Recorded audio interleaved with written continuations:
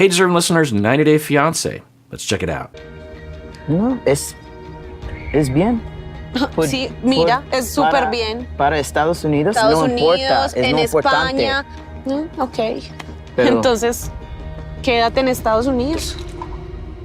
All right, to catch you up, in order for them to move forward in their relationship, he now has discovered that he has to go back to the States in order to get some paperwork, some documentation. And he's talking about in the past that he submitted those documents thinking that he might not need them back, and he was younger then, and he was just so excited to move forward with his own life of transitioning that he never asked for the paperwork back, or the government didn't give it back.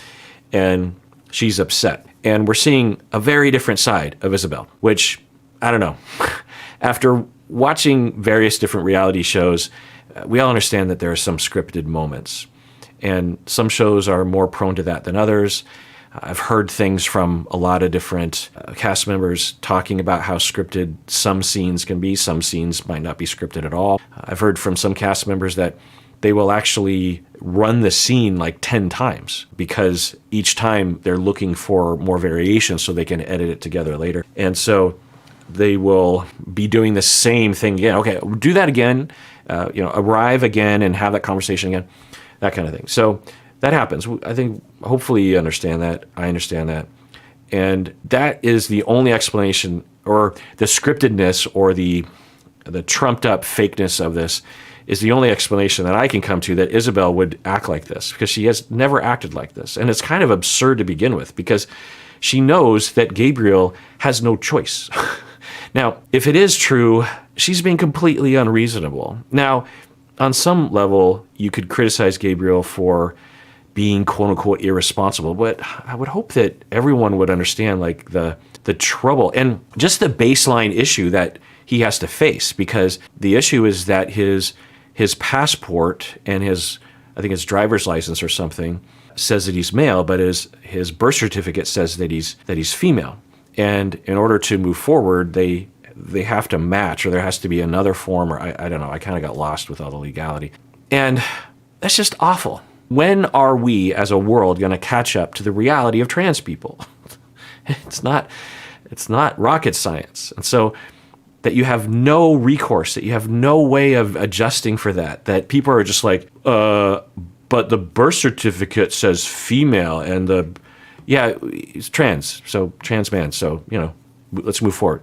But the birth certificate says female and his passport says male. It's like, the birth certificate also says he's 1 day old, but now he's 35. Like, we understand time progresses, things change.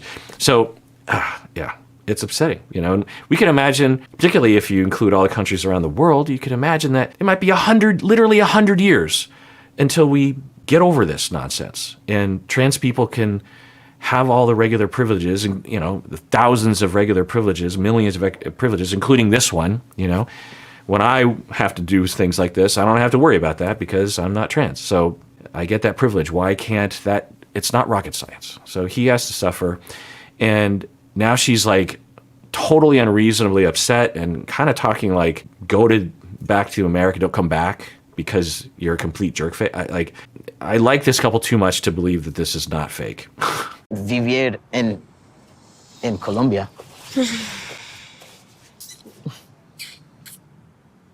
Deberíamos estar planeando nuestra boda, deberíamos estar buscando una casa más grande, pero entonces como él tiene que viajar, implica volvernos a separar. And if it isn't faked, then I guess maybe we're seeing some defense that she has, that she goes to when she feels hurt and she's worried she's going to lose him, because their relationship isn't extremely long, right? So she would have reasons to wonder. And I think she also knows that, or at least it's possible that she knows that he has had other moments where he felt like he was in love and that he was going to get married. And so, it would be a legit worry that she would have. But just how over the top mean she is to him right now, it just doesn't fit the profile. If it is being true, if this is a true representation of who she is, then yeah, it's not great that she has this quality. Because, there's so many other ways she could be talking about it. Like, I'm sad, or I'm disappointed that you didn't get your stuff together beforehand. I'm worried that something bad is going to happen. There's a lot of things you can talk about. But to just be mean and sarcastic and just dismissive of the whole thing, if this is true, you could see Gabriel going like, wait, so you don't love me enough to adjust here, to work with me? At this point of the conversation, I just want to crawl in my shell and just like hide. But it's not out of the ordinary for there to be tension with Monica and somebody I'm dating, because it's just her personality. And it's overstepping to where it's like only hurting me. Yeah, there's been a lot of content that demonstrates what Gabriel's talking about right now. Going back to the very beginning of the season, and I hadn't really been commenting on it, at least I don't think, but I was noting it. It wasn't particularly combative or conflictual. In the beginning of the season, I couldn't really tell if they just had a playful relationship, because Gabriel reacts very pleasantly to the sisters overstepping, as he puts it. He laughs a lot. He's like, oh, whoa, wow. And I think he doesn't know how to push back, or doesn't feel safe to push back. Now, usually when you have a parentified child who is codependent and overfunctioning and bulldozing, like, there's different types of codependence if you listen to my deep dive. And I actually came up with this taxonomy myself, thinking about the research and the clinical literature and my own experience with clients who were codependent or overfunctioning. There are three types. One is the type that's controlling, and that's the most noticeable. They're very overtly controlling. They look controlling. They feel controlling. They might criticize. They might put you down to keep you in the underfunctioning role. They'll belittle you. The other type of codependent is the accommodating codependent. So this person won't be particularly critical. They won't be overpowering, but they will accommodate a lot. They will pick up after you, and they'll give you a lot of impressions to the underfunctioner that you don't have abilities. If you always have someone, oh, let me take care of that. Let me cut your meat for you. Let me cook for you. Let me buy clothes for you. Let me do your homework for you. Let me help you. Let me protect you from having to get a job. Let me protect you from having to talk to that person. I'll call them for you. I'll do everything for. That's an accommodation type of codependent. And to the underfunctioner, it won't be overtly controlling or critical, but you will get the clear message that you are incompetent and that you are a fragile little crystal figurine that cannot be set free. Also, you're prevented from ever learning that you can do things on your own, and thus you actually are incompetent after a while. The third type, which is a rare type, is the chameleon type, which we don't have to get into. So I was wondering if the sister might be somewhere in that overfunctioning codependent role with Gabriel. And I didn't really, usually with that, you see an underfunctioner that will look underfunctioning. Think Jen and her friends. I don't know where we're at in terms of releasing those videos, but Jen and Rishi, Jen and her friends, she often will act in a hapless manner that sucks in her friends to be overfunctioning for her. Or think Nicole and Azan, Nicole and her mom, they had an overfunctioning or underfunctioning dynamic seemingly. And Nicole did a lot of things that would suck the mom in and cause the mom having to engage in her codependency and overfunctioning.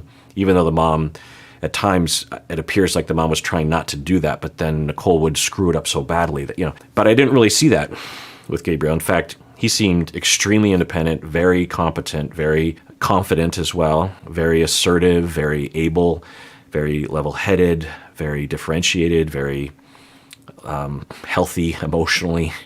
There didn't seem to be any kind of issue there. But I think we're starting to see at least a sliding back, maybe for both of them as they're going, because, this family's going through a lot.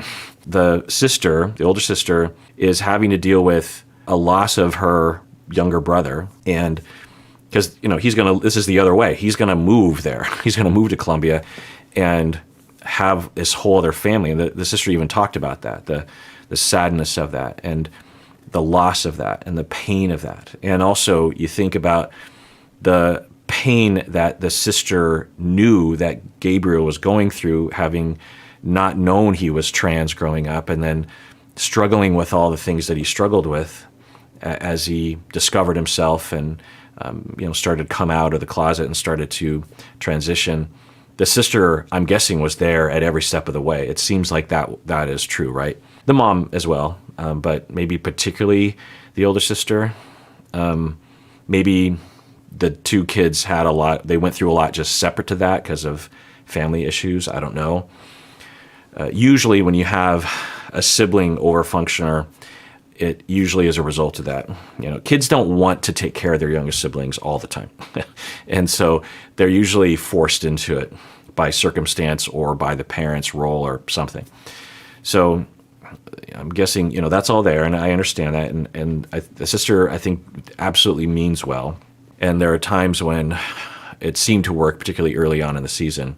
So earlier on in the season, when the sister, Monica, was more critical and more like, you, Gabriel, you've done this before. I'm real skeptical of this. And then Gabriel would laugh it off. And, oh, you, Monica, always trying to protect me. It seemed like maybe it was a playful overfunctioning, one that wasn't rigid, one that wasn't going to hurt Gabriel's feelings. But as the season has progressed, particularly now we're heading into the latter part of the season, Gabriel's talked about how Monica has frequently stepped in between Gabriel and Gabriel's girlfriends, that Monica never likes anyone that Gabriel dates. And Monica was even saying, well, you always date, or maybe in an interview she was saying that Gabriel always dates either stupid people. I mean, I think she literally used a word, or unintelligent, or witchy, I don't know, some kind of just really, like every girlfriend that Gabriel has ever had is that. And I'm guessing Gabriel will be like, well, no, yeah, there was that one that you could maybe say that about, but the rest of them, I mean, it was more complicated than that. And so what? It's my life. It's my dating life. Like, stay out of it. Let me experience life. Normal to have that. Sir, you have your boyfriend, but I need to live my life and learn. And then Monica was really pushing him to get a prenuptial agreement, and he was like, and he did go to Isabel and say prenup, but, and it was great because Gabriel goes, my sister, well, it might have been not a great move, but I don't know, it seemed to work out fine. He goes to Isabel and says, Monica really wanted me to get you to sign a prenup, but I told her no. And then Isabel chimes in, she's like, well, one, that's not why I'm interested in you. Two, even if, anyway, what? I'm scamming you. Three, I'm a competent human being. Anyway, so I think Isabel is rightfully so insulted by that. And Monica, without knowing the situation, it is overstepping and maybe trying to sabotage, trying to get not only Gabriel back subconsciously, but also as a brother, because he'll live at a very, there's a chance that they might only see Gabriel in person every few years. It's expensive to fly from Colombia. My best friend, all of his extended family lives in Colombia, in Bogota, and he flies him and his family down there. He tries to get down there once a year, but sometimes it's hard. It's expensive. It's hard to get that time off. It's really a lot of air flight. It's like a good 20 hour. I don't know. It takes a long time. Anyway, so it's a big loss, and you understand that, and you can imagine the sister being really worried about that, and also worried that she won't be there to protect him. She won't be there to, and Gabriel does give off a vibe of someone that is impulsive, someone that's spontaneous, someone who isn't super conscientious about things. He seems perfectly competent, so maybe compared to Monica or something, I don't know. But yeah, so now they're meeting up, and Monica has a scowl on her face. She's not being very kind to Isabel, and Isabel is handling it, and now Gabriel's just like, I just want to crawl. And it's another thing that we're noticing is that, and they seem to identify this, that Isabel is an assertive person. And Monica, when she first learned that, seemed to be a little scared of that. Like, oh, so we're going to have to fight, right? And I think that's another thing that Monica is bringing to the table.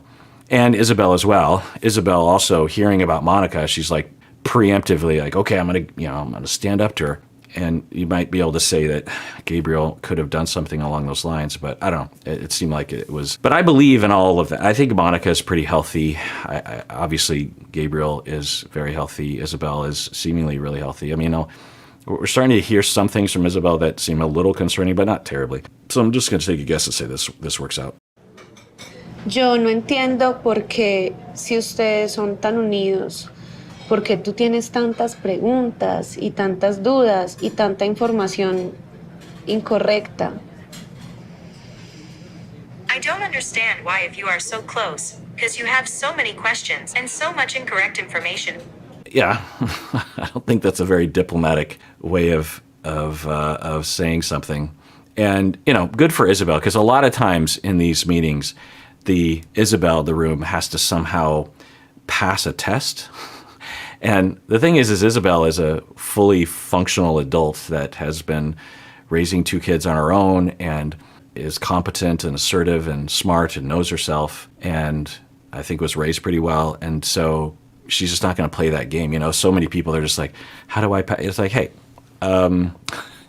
if you guys are so close, how come you don't know what's happening? You don't even know that I work or that I used to work at a different job. I mean, now I work with Gabriel, but if that doesn't work out, I can get a job. So, you seem to think like I'm this hapless housewife that can't pay on my own bills. Or, you just imagine that she would be upset by that. I'm guessing this isn't going to go well because I don't think Monica has any kind of flexibility on the table right now. ¿Qué hablas tú con Mónica? Cuando hablas sobre nosotros, ¿qué hablas? Porque ella no sabe nada, real, nada. The other factor is that Gabriel waited to tell his sister and mother about the engagement, and then he told them, and the sister and mom, particularly his sister, seemed upset, and I was kind of confused because I'm just trying to think of my siblings. If they had told me under those circumstances, like, yeah, I got engaged, I'd be like, congratulations. I wouldn't be like, how come I wasn't aware of every fine detail leading up to this moment? How come I didn't know that you decided that? How come I wasn't a part of when you're buying the ring? How come I wasn't there when you proposed? Like, that wouldn't be what I would think. I would think, congratulations.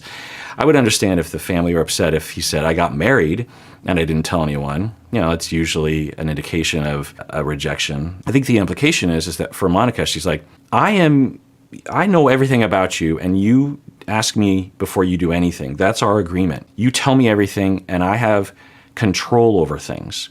And the fact that you just did something on your own is you betraying me. You're going against our pattern. You're going against our rules. And this is, when I talk about overfunctioning, underfunctioning, it's, what I say? Overfunctioning, underfunctioning? It's late. I'm recording quite late.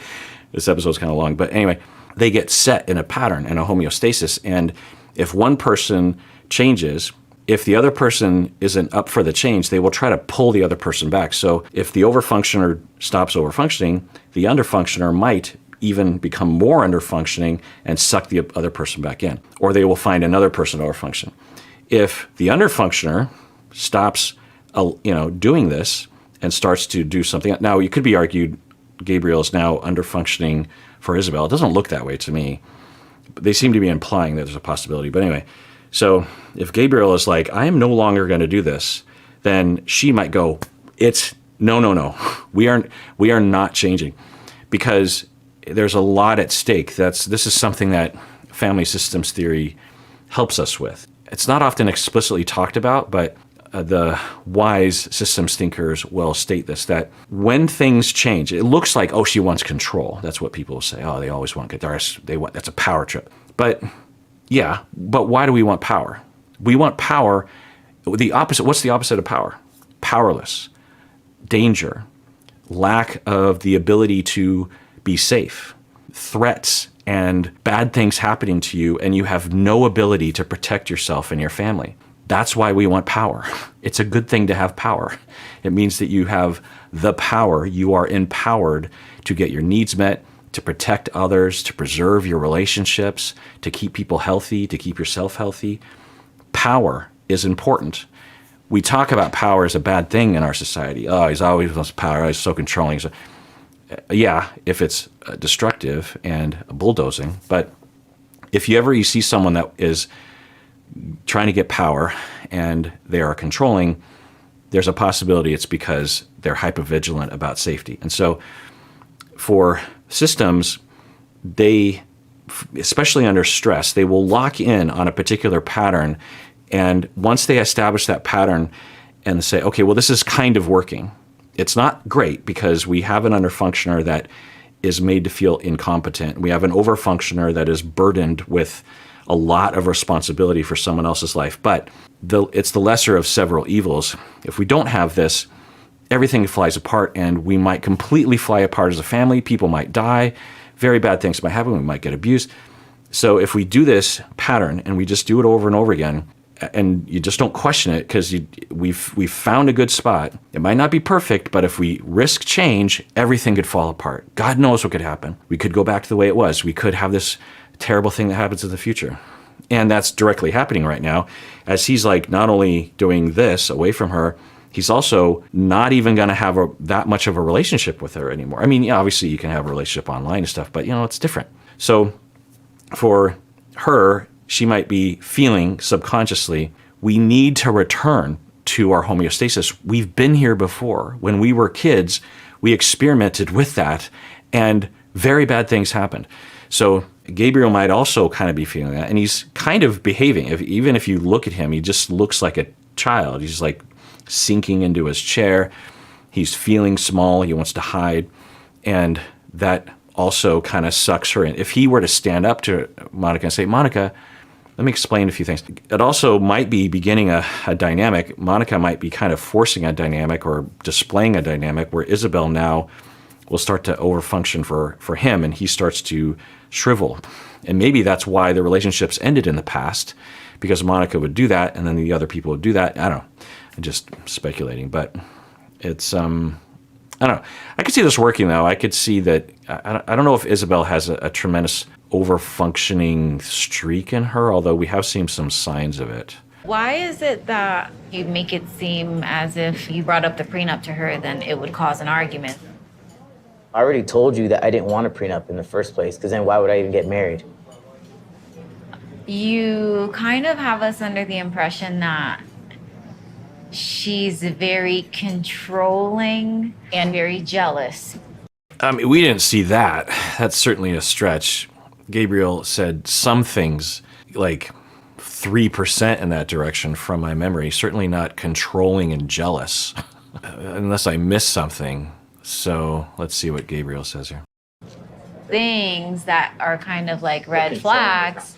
Yeah, well, all you want to know is the problems. You don't ask me, oh, well, what do you like about her? You just always go to something bad. Yeah, that's true. And I don't know if Monica is going to hear this right now, but I think it's good for everyone, including Monica, that Gabriel is being upfront, because I think he normally manages Monica by laughing and by placating. Yo necesito saber qué pasa porque no entiendo. Gabriel can sugarcoat things and act like everything is okay because he's very non-confrontational. Because I don't know you personally, I'm not sure whether him holding back how he is feeling is due to him being afraid of you. Well, yeah, we haven't seen, I guess we did see a little bit of it. There was that scene where Isabel was extremely critical and I thought just over the top. It looked faked to me, but I can't know that. And there was another interaction where Isabel gave more indications in that direction, kind of, but it looked fabricated, it looked exaggerated at the time, but it could be accurate. Y como no te conozco personalmente, no estoy seguro de si se está reteniendo como se siente, porque tal vez te tenga miedo.